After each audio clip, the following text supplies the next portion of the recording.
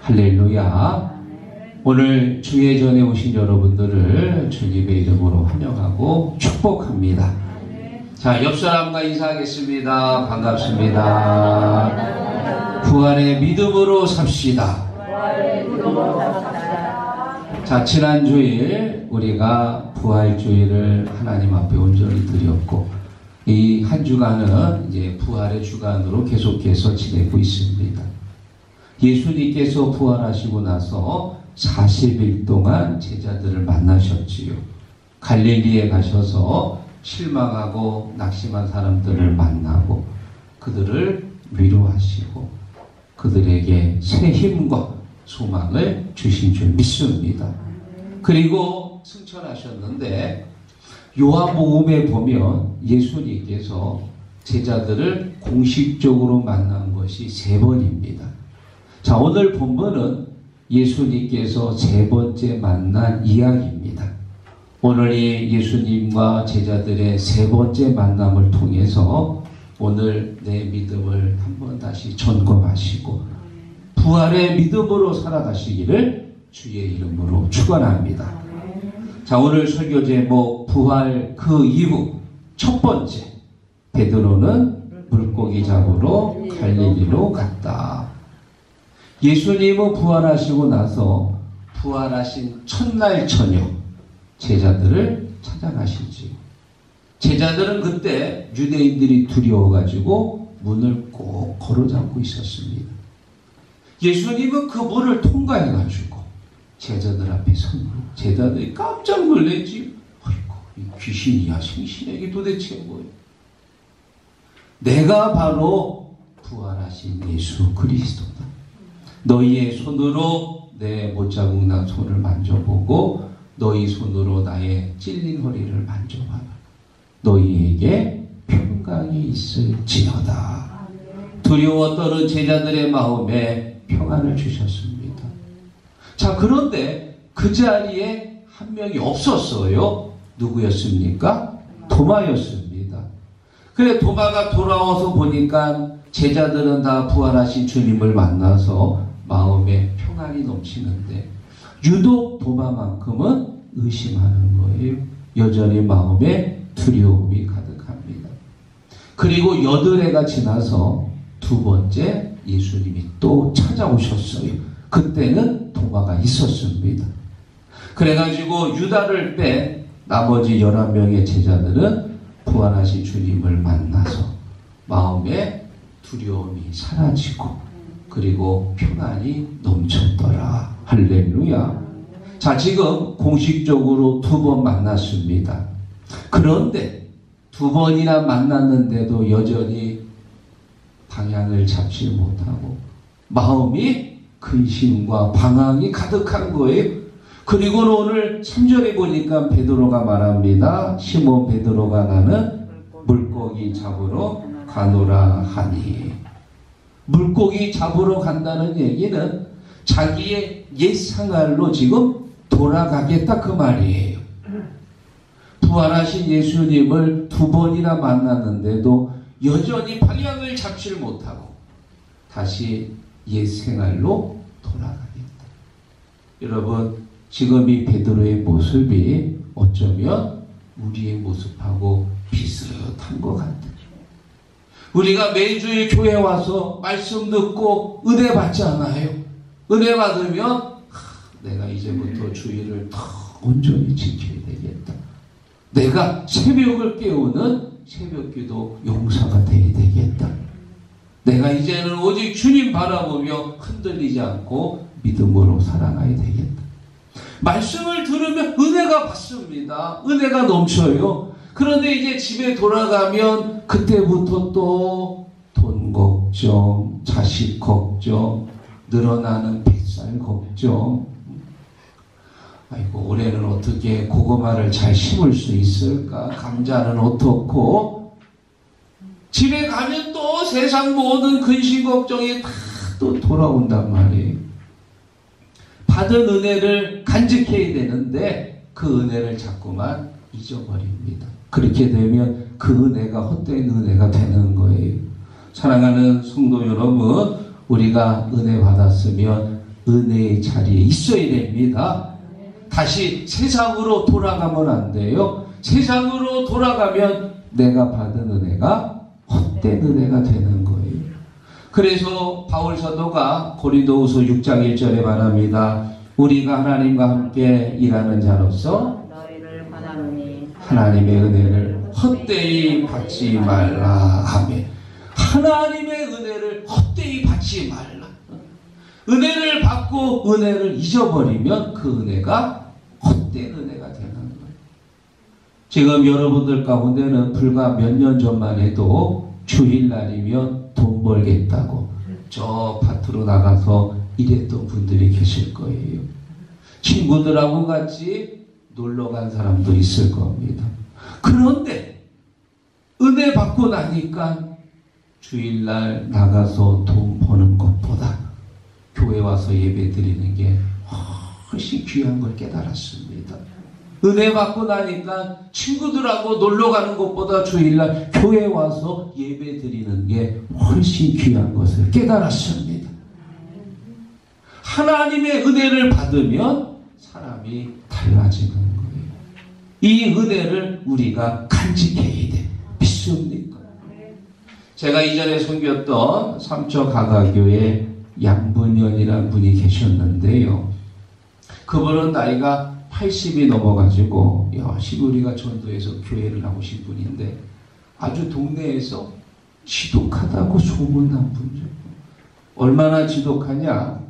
이제 집에서 키운 이제 재배한 농작물을 이제 호산에 가서 장 쓸 때 파시는데 갈 때는 버스를 타고 가지요. 그리고 다 팔고 나서 집에 갈 때는 걸어서 가. 한 6, 7km 되는데 걷기에는 굉장히 먼 거리인데요. 그 버스비 1,000원 아끼려고 걸어서 가는 분이요. 아유 지독해요. 지독해요. 그렇게 지독한 분인데도 어쨌든 우리가 열심히 권면하고 기도해서 교회로 나왔습니다. 그렇게 돈 1,000원 아끼던 사람이 글쎄 3개월 되니까는 하나님 앞에 11조도 드리더라고요. 사람 달라졌어요. 그리고 이제 제가 차에다가 모시고 집에다가 들여다 드리는데 갑자기 나한테 그래. 목사님, 제가 미쳤나봐요. 예? 미쳤어요. 왜 무슨 소리예요? 글쎄요, 제가 교회만 오면 눈물이 나와요. 교회만 오면. 그리고 돈만 생기면 자꾸 주님께 헌금하고 싶어요. 그래 제가 그랬죠. 미쳐도 단단히 미쳤는데 아주 제대로 미쳤습니다. 제대로. 하나님의 은혜에 미친 거예요. 하나님이 주시는 하나님의 능력에 미쳤습니다. 여러분, 우리가 과거의 옛 습관에 한번 빠지면 절대 헤어나기 어렵습니다. 왜냐하면 과거의 옛 생활이 이미 내 몸에 익숙해가지고 다시 새로운 삶으로 돌아가려고 하면은 어렵단 말이에요. 그러나 그 과거의 생활을 끊고 하나님의 은혜의 자리에 머물러 있어야 됩니다. 이스라엘 백성들 보십시오. 광야 생활하다 보면은 늘 말끝마다 무슨 얘기를 하느냐? 애굽으로 돌아가야지. 애굽으로 돌아가야지. 광야 생활하다가 목이 말라요. 아이고, 애굽으로 돌아가서 차라리 거기서 종살이 할 망정 물은 잘 마셨는데, 또 광야 생활하다가 배가 고파. 노예 생활할 때는 밥은 그래도 잘 먹었는데, 광야 생활하다가 또 뜨겁습니다. 또 밤에는 춥습니다. 노예로 살 때는 잠은 잘 잤는데, 툭 하면은 애굽 노예 생활을 생각합니다. 자꾸만 돌아가려고 그래요. 왜냐? 벌써 수백 년 동안 살면서 몸에 익숙하거든요. 습관이라고 하는 것은 벗어나기 어렵습니다. 우리 몸에 늘 익숙하잖아요. 그래서 우리 신앙인들은 과거의 옛 생활을 깨끗하게 정리하고 우리가 하나님의 은혜 받은 자로서 하나님의 은혜의 자리에 끝까지 머물러 있기를 주의 이름으로 축원합니다. 자, 부활 그 이후 두 번째, 다른 제자들도 베드로를 따라갔다. 3절 읽어보겠습니다. 시몬 베드로가 나는 물고기 잡으러 가노라 하니 그들이 우리도 함께 가겠다고 나가서 배에 올라갔으나 그날 밤에 아무것도 잡지 못하였더니. 지금 베드로가 물고기 잡으러 갈릴리로 가겠다고 합니다. 그랬더니 다른 제자들도 함께 가겠다고 하고는 같이 따라간 거예요. 여러분, 다른 제자들은 누구가 있을까요? 2절에 보면 나와 있지요. 베드로 외에 도마가 있고요, 나다나엘, 그리고 세베대의 아들들은 누굽니까? 야고보와 요한이고요. 다른 제자 둘, 이 사람은 안드레와 빌립을 말합니다. 그러니까 베드로 외에 총 6명이 있는 거예요. 베드로가 갈릴리 바다로 고기 잡으러 간다고 하니까 나머지 제자들도 그래? 에이, 그럼 우리도 같이 가지 뭐 하고는 아무 생각 없이 그냥 맹목적으로 따라가는 겁니다. 안드레, 야고보, 요한은 원래부터가 갈릴리 출신의 어부였습니다. 그 사람들이 가는 건 이해가 되는데 빌립이나 토마는 낚시하고는 관계없는 사람들이에요. 그런데 이런 사람들까지 다른 제자들이 간다고 하니까 옳지 잘 됐네 할 것도 없는데 친구 따라 강남 가듯이 같이 그냥 따라간 겁니다. 여러분, 지금도 그때나 지금이나 이런 사람들이 많이 있어요. 누가 뭘 샀다고 그러면 그래? 그게 좋은 건가 본데? 하고 나도 같이 사고, 누가 뭘 먹었다고 그러면 그게 좋은가 보지? 하고는 그걸 나도 같이 사고, 명품 가방을 사면 그거 안 사면 나만 도태당한 줄 알고 무리해서라도 명품 가방을 사고, 누가 주식을 샀다 그러면 아이고 그래 나도 사야지. 맹목적으로 남이 하면 따라 하려고 하는 마음, 내가 안 하면은 나만 손해본다는 생각이 있습니다. 사랑하는 성도 여러분, 우리 신앙인들은 이렇게 세상 사람들 뒷공무니만 쫓아다니면 안 돼요. 신앙인은 신앙인의 길을 가야 돼. 믿습니까? 적어도 100년 전에 이 조선 땅의 신앙인들은 이 세상 사람들의 지도자였습니다. 선구자였어요. 앞서가지 뒤따라가지 않았습니다. 우리 신앙인들은 세상 사람들을 뒤따라가는 그런 사람들이 되면 안 되고 세상 사람들을 앞질러 가는 신앙의 선구자가 되어야 할 줄로 믿습니다. 몇 년 전에 제가 이 당진 쉼터에서 차를 몰고 대기하고 있는데 사람들이 쭉 서 있더라고. 그때가 여름입니다. 한 30도 되는 더운 날씨인데 당진 시내에 연예인이 왔나? 왜 사람들이 줄을 서 있지? 하고 쭉 끝에를 보니까는 글쎄 빵집 앞에 서 있더라고. 빵집 앞에. 그 독일 빵집이 아마 며칠 전에 다리 코너에 나왔나 봐요. 그래가지고 꽈배기가 유명하다고 그래가지고 서산에도 꽈배기 사 먹으러 오고 천안에서도 오고 수원에서도 꽈배기 먹겠다고 달려왔더라고. 그래가지고 줄을 쭉 서 있는 거예요. 저도 하나님의 은혜 가운데 그 꽈배기를 몇 개 먹어봤는데 솔직한 제 입맛에 따지면 어디 가서 얘기하지 마시고 저는 저 당진 저 구터 그 포장마차에서 파는 꽈배기가 내 입맛에 더 맞더라고. 그게 더 맛있어. 그게 어디 가서 얘기하지 마십시오. 그냥 우리끼리 얘기지 뭐. 그래, 신앙인들이 자꾸만 세상 사람들이 여기다 하고 그러면 걸로 따라가고 저거 좋다고 그러면 저거 사고, 여러분 언제까지 맨날 쫓아만 다닐 겁니까? 신앙인은 신앙인의 길을 가야 됩니다. 차가 가는 길이 있어요. 차도로 가야지 차가 인도로 달리면 큰일 납니다.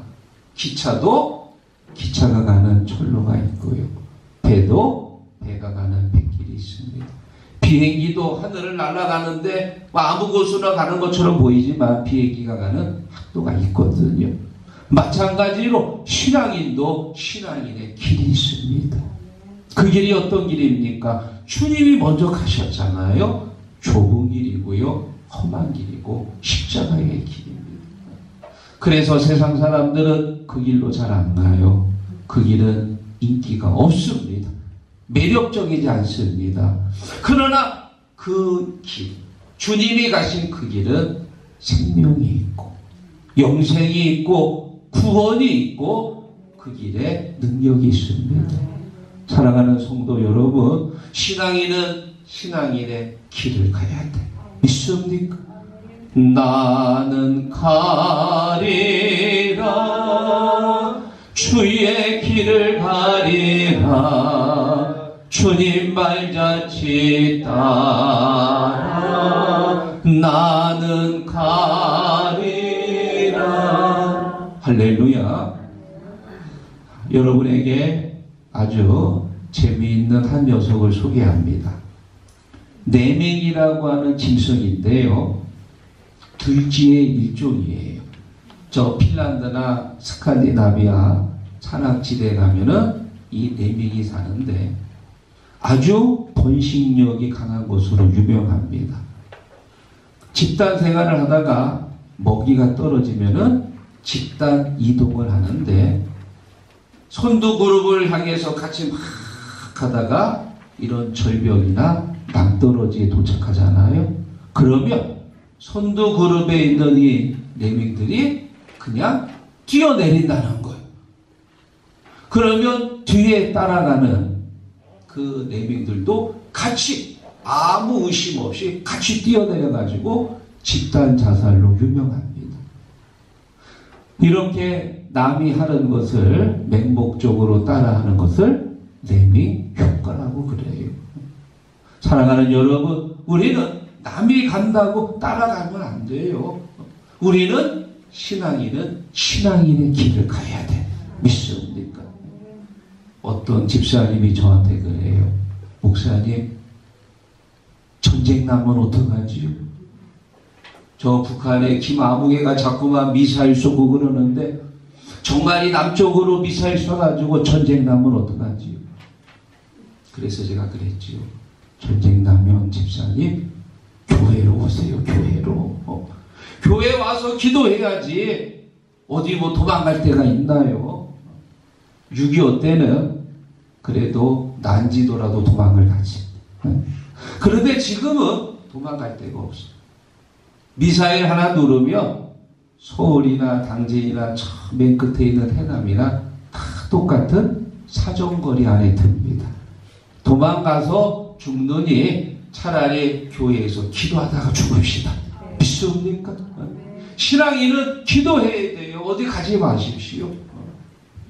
차 타고 도망가려고 해도요, 전쟁 나면은 모든 도로가 다 통제가 돼서 어디 가지도 못하고, 특히 여러분 가운데 이 RV2차 있잖아요. 그거 몰고 다니시는 분들은 군대에서 다 압수해 간다. 우리 차재현 장로님이 몰고 다니는 슈퍼티지 그거 압수당하는 거예요. 또 우리 윤부희 권사님 아들 이상희 집사님이 하고 있는 산타페 그거 압수입니다. 전쟁 나면 그거 못 몰아. 그런데 우리 우순택 성도님이 몰고 다니는 그 포토는 압수 아니야. 그거는 몰고 다닐 수 있어. 교회차 승합차도 그거 압수 안 당하니까 차 타고 싶으면 교회로 와야 돼. 믿습니까? 교회 와서 기도해야 되는 거예요. 또 여러분, 전쟁 나면은 이제 휴대폰 통화 안 됩니다. 그러면 문자는 되니까 지금부터라도 문자를 좀 배워두시고요. 또 여러분들이 가장 궁금해하는 게 뭐지요? 농협 통장에 있는데도 전쟁 나면 다 어떻게 되지 걱정하지 마십시오. 통장하고 도장만 있으면 전쟁 끝나고 나서 다 찾는다고 하니까 그거 없어진다고 걱정하지 마시기 바랍니다. 다 찾을 수 있대요.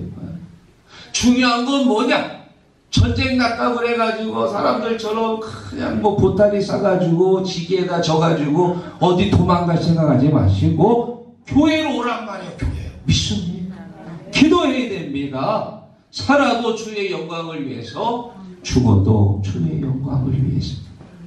쓰나미가 나든 전쟁이 나든 코로나가 다시 재유행이 되든 신앙인은 다시 교회로 와서 신앙인의 길을 가야 돼. 믿습니까? 자, 그리고 마지막 세 번째, 부활 그 이후 세 번째, 베드로는 바다로 뛰어내렸다. 7절 같이 읽어봅니다.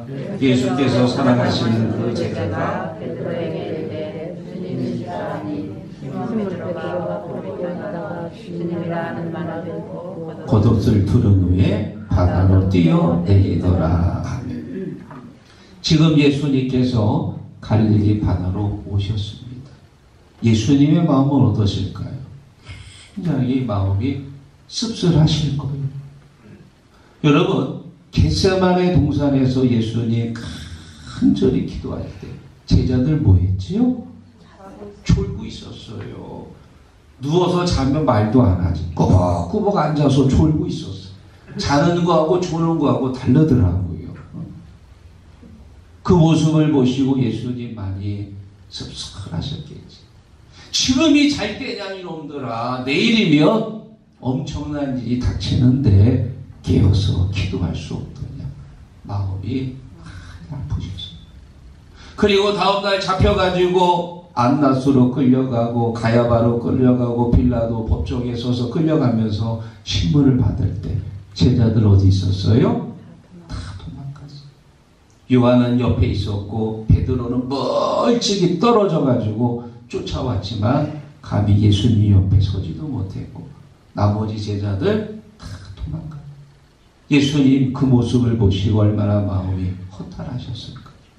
자, 그런데 지금 갈릴리 현장에 오신 예수님의 마음이 그리 좋지가 않으셔요. 왜? 지금 부활하시고 나서 첫 번째 만났지요. 두 번째까지 만났는데도 제자들이 갈 바를 못 잡고 지금 이렇게 방황합니다.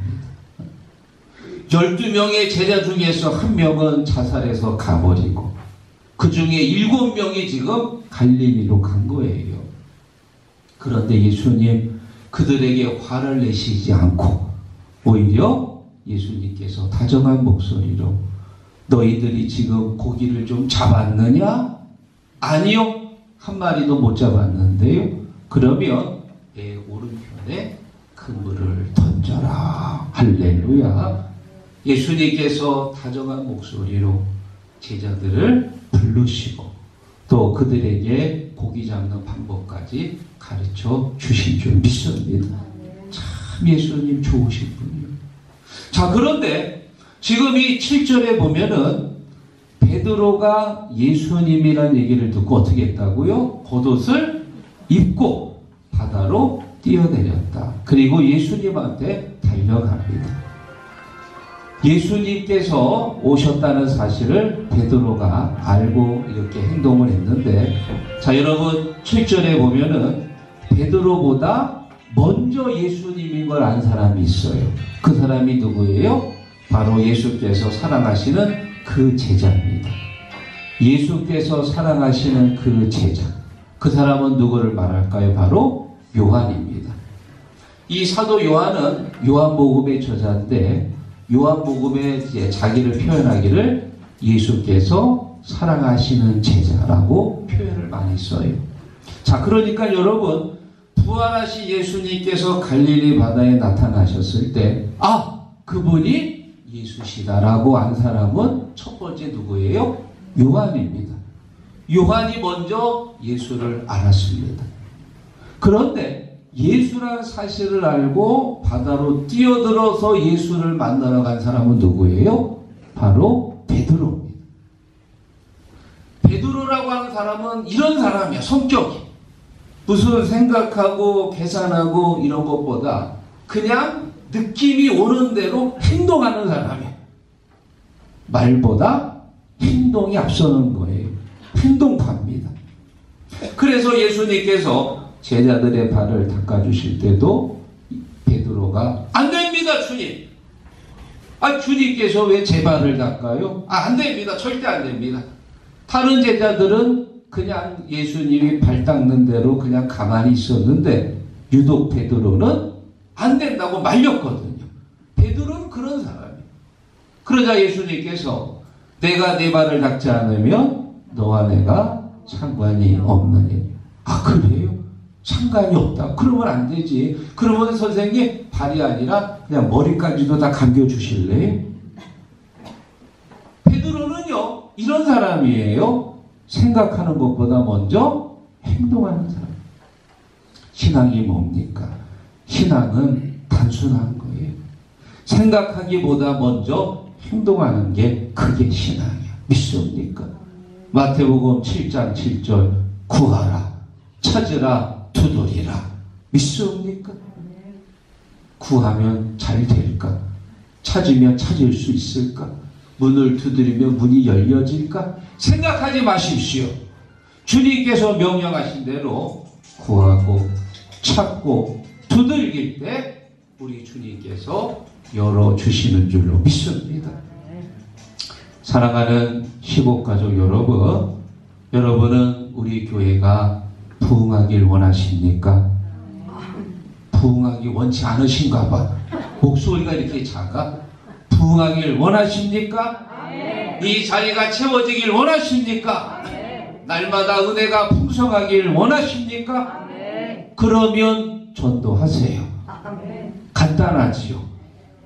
교회가 뭐 저절로 부흥하나요?